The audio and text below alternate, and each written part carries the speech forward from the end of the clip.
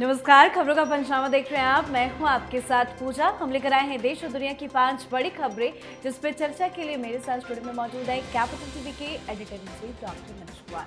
Doctor साहब, बहुत बहुत स्वागत है आपका। धन्यवाद। सबसे पहले नजर हेडलाइंस पर। राष्ट्रीय स्वयंसेवक संघ के 100 साल, भागवत बोले हिंदुओं का संगठित होना सुरक्षा की गारंटी। टैरिफ पर दिया स्वदेशी का मंत्र, ऑपरेशन सिंदूर से लेकर जनजीत तक का किया जिक्र। देश भर में धूमधाम से मनाया जा रहा विजयादशमी का पर्व। दिल्ली की आईपी एक्सटेंशन में दशहरा समारोह में शामिल हुए पीएम मोदी। रावण के पुतलों पर दिखी ऑपरेशन सिंदूर की झलक।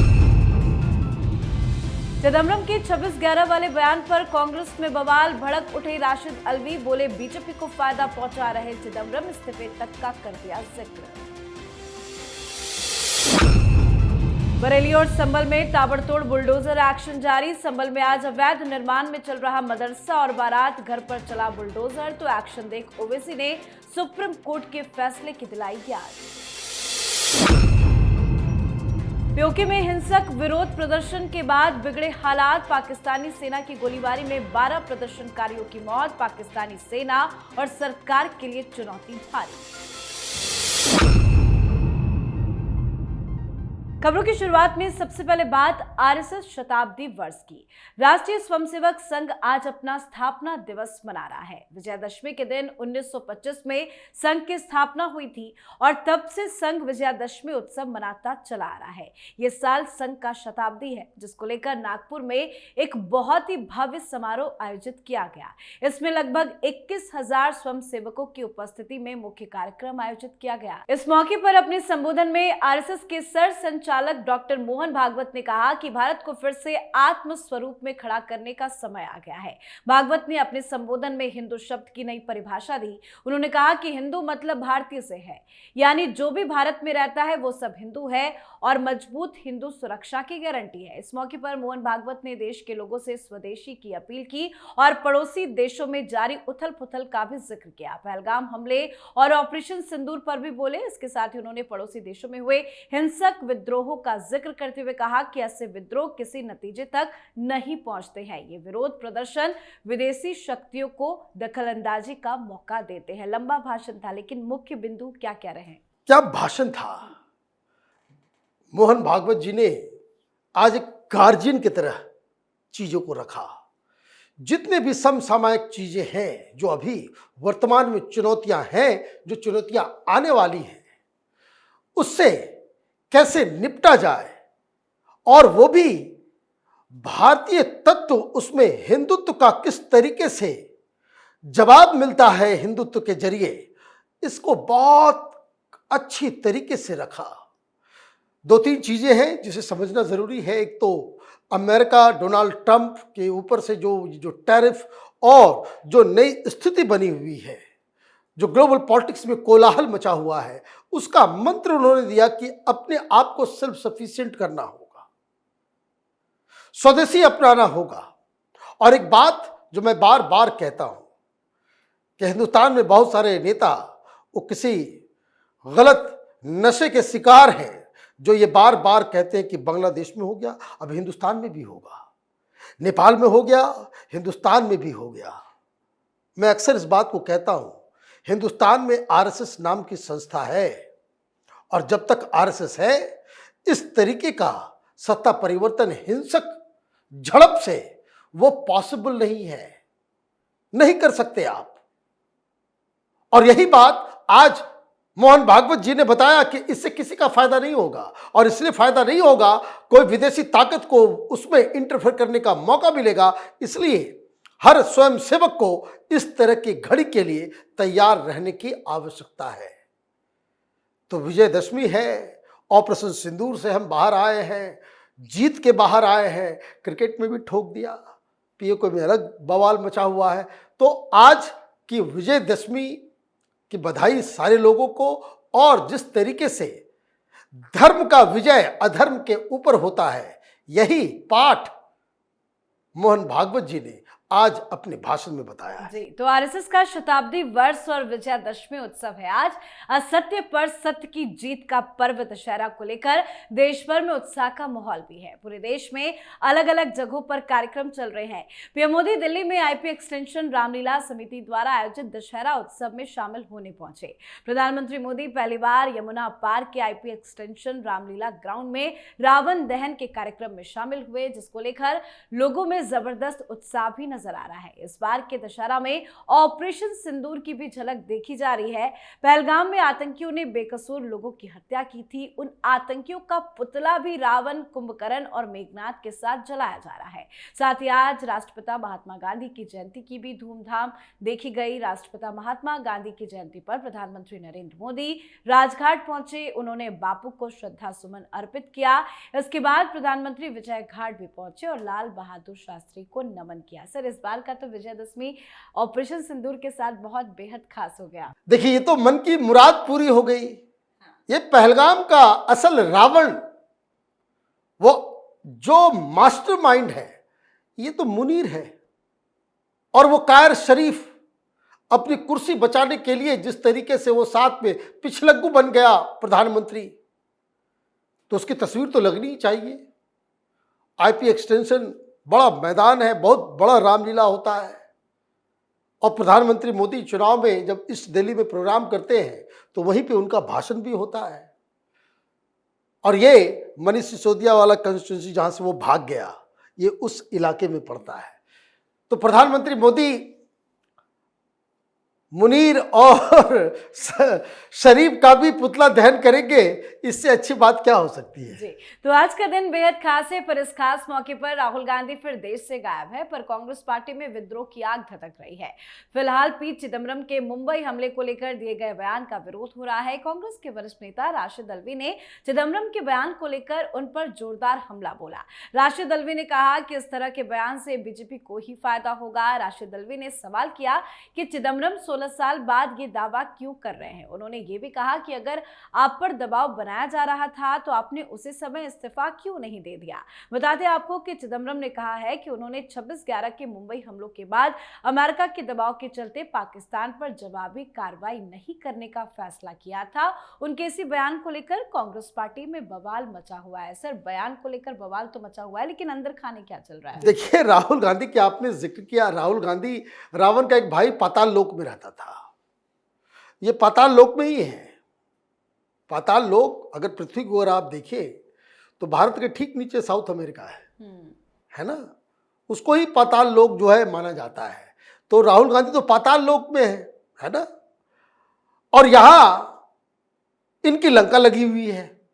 कारण कांग्रेस पार्टी के वरिष्ठतम नेताओं में पी चिदम्बरम, जो वित्त मंत्री भी रहे और गृह मंत्री भी रहे, उन्होंने बताया कि किस तरीके से सोनिया गांधी, राहुल गांधी, मनमोहन सिंह अमेरिकी दबाव के चलते मुंबई हमले के बाद पाकिस्तान के खिलाफ उन्होंने एक्शन नहीं लिया।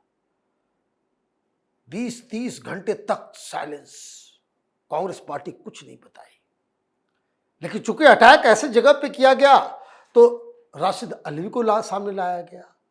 राशिद अल्वी वही शख्स है, बड़े वरिष्ठ लीडर है, वो राष्ट्रीय प्रवक्ता रह चुके हैं कांग्रेस पार्टी के।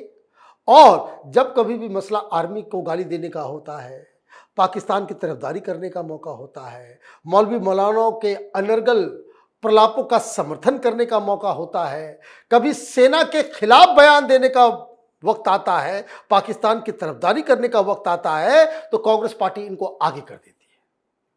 तो कांग्रेस पार्टी ने फिर आगे कर दिया। अब वो ये कह रहे हैं कि चिदम्बरम जो है वो बीजेपी के दलाल है। 16 साल 17 साल के बाद इस तरह का बयान देना दरअसल बीजेपी की मदद करना है, इसलिए वो इस तरह का बयान दे रहे हैं। तो इसका मतलब क्या हुआ? इसका मतलब ये हुआ कि राहुल गांधी, सोनिया गांधी, गांधी परिवार से ये निर्देश आ गया है कि डंप करो अब इसको, इसका इस्तीफा लो।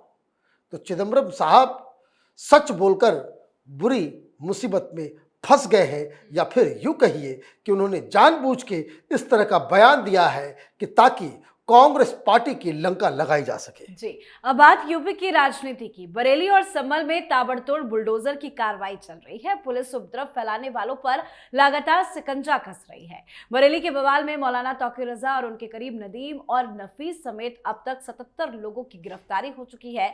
100 से ज्यादा लोगों को हिरासत में लेकर पूछताछ चल रही है।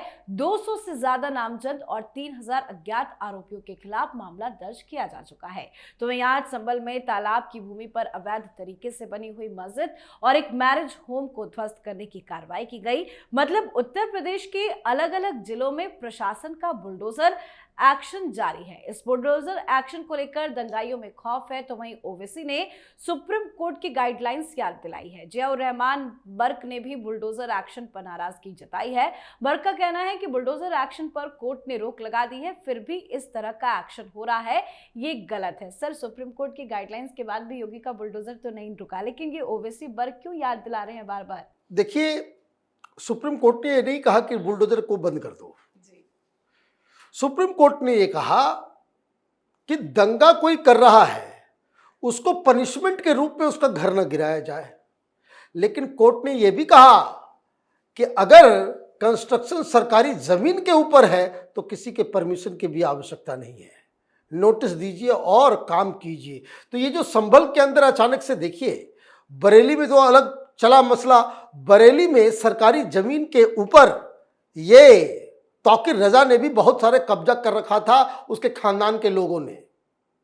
इन लोगों को लगता है कि मौलवी बन जाओ, मौलाना बन जाओ, नेता बन जाओ, किसी पार्टी के वरिष्ठ नेता के साथ आपकी दोस्ती हो जाए तो ये दाढ़ी टोपी वालों को ये बाकायदा आज़ादी मिल जाती है कि आप सरकारी जमीन के ऊपर कुछ भी बना डालो। अब याद आ गया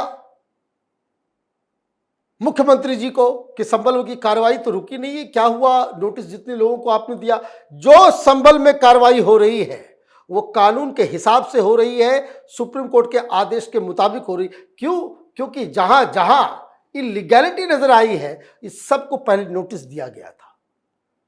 नोटिस देने के बाद ये कार्रवाई की जा रही है। नंबर 2, कार्रवाई बुलडोजर का बरेली में भी हो रहा है और इतना खौफ है इसको लेकर के आप ये समझिए। देखिए, ये लोग तो नेतागिरी करते हैं और आम मुसलमानों को खामखा इस तरह के जाल में फंसवा देते हैं। अभी यही सारे लोग जो पकड़े जा रहे हैं, गिरफ्तार हो रहे हैं बरेली के अंदर, सब तौकीर रजा को कह रहे हैं कि भाई इसने हमें गलत राह पे हमें उकसाया, हमें जो है यहाँ आने के लिए कहा, हिंसा भड़काने में जो है उसका रोल है। तो ये जैसे जैसे समय बीत रहा है तौकीर रजा की मुसीबत और भी ज्यादा बढ़ते चली जा रही है। जी, अब बात आज की आखिरी खबर की। पाकिस्तान अधिकृत कश्मीर पीओके में हिंसक प्रदर्शनों का सिलसिला थमने का नाम नहीं ले रहा। आज चौथा दिन है जब सड़कें खून से लाल हो रही है। स्थानीय कश्मीरियों का गुस्सा अब हद पार कर चुका है। आंकड़ों के मुताबिक अब तक 12 निर्दोष नागरिकों की जान जा चुकी है, जबकि 200 से ज्यादा लोग गंभीर रूप से घायल हो चुके हैं। ये आंकड़े सिर्फ संख्याएं नहीं है बल्कि एक दर्दनाक हकीकत है जो पूरे क्षेत्र को हिला रही है। प्रदर्शनकारियों और सुरक्षा बलों के बीच में झड़पें तेज हो गई है और स्थिति काबू से बाहर होती जा रही है। पुलिसकर्मी भी हिंसा की चपेट में फंस गए हैं। 3 पुलिस वालों की मौत की खबर है और करीब 170 जवान जख्मी बताए जा रहे हैं। सर, क्या है अभी ताजा स्थिति? ताजा स्थिति यह है कि बहुत ज्यादा संख्या बढ़ गई है। 12 ऑफिशियल बताया गया है, लेकिन ये संख्या कहीं और ज्यादा है। ये संख्या इसलिए आगे बढ़ रही क्योंकि मुनीर ने अपने आर्मी को इसे कंट्रोल करने के लिए भेज दिया है। देखिए, 2-3 चीजें हैं। पुलिस वाले गए, पहले ये चौथा दिन है आज जब ये सब कुछ चल रहा है। पहले 2 दिन पुलिस ने उसे कंट्रोल करने की कोशिश की तो मालूम चला कि दर्जनों पुलिस वालों को कश्मीरियों ने बंधक बना लिया। फिर रेंजर्स आए, जैसे बीएसएफ है वैसे ही रेंजर्स आ गए। रेंजर्स ने ओपन फायर करना शुरू कर दिया। बहुत सारे लोगों को मार दिया गया, इंटरनेट बंद कर दिया गया, मीडिया को बंद कर दिया गया। ये सारी चीज़ें को बैन करने के बाद ये अब तक एग्जैक्ट पिक्चर अंदर की क्या है कि कहाँ कहाँ कितने लोग मारे गए, कितने पुलिस वाले मारे गए, कितने बंधक बनाए गए, उनका क्या हुआ, ये जानकारी बाहर नहीं आ रही है। लेकिन सबसे डिस्टर्बिंग चीज़ क्या है कि आपने रेंजर्स को खुली छूट दे दी, गोली मारो, और ये सारी चीज़ें हो रही थी। खबर ये आई कि मुनीर ने आर्मी वालों को भी कह दिया बस शेलिंग करो। शेलिंग का मतलब ये हुआ कि 2 किलोमीटर 4 किलोमीटर दूर से ही जो है तोप का गोला आप जो फेंक रहे हो, किसके ऊपर? जहां प्रोटेस्ट हो रहा है उस साइट के ऊपर, मतलब अपने सिविलियन के ऊपर आप तोप और शेलिंग करवाओगे? ये कितनी कायर कौम है ये। इस मुनीर ने अपने देश के अंदर इस तरह का कारनामा करके अपनी मुसीबत को जो है न्योता दिया है। कारण क्योंकि ये थम नहीं रहा, ना अब ये थमेगा। और दूसरी चीज, अब सारा पाकिस्तान ये थू थू कर रहा है इस कायर मुनीर के ऊपर कि देश संभाला नहीं जाता। और क्यों नहीं संभाला जाता? आज ही तो लौटा है ये लोग। कहां से? ये गए थे वहां पे खाना खाने के लिए, हैं, डोनाल्ड ट्रंप की चमचागिरी करने के लिए कि आप महान हैं, आपको नोबेल प्राइज मिलना चाहिए, आपकी वजह से युद्ध खत्म हुआ, आपने हमें बचा लिया।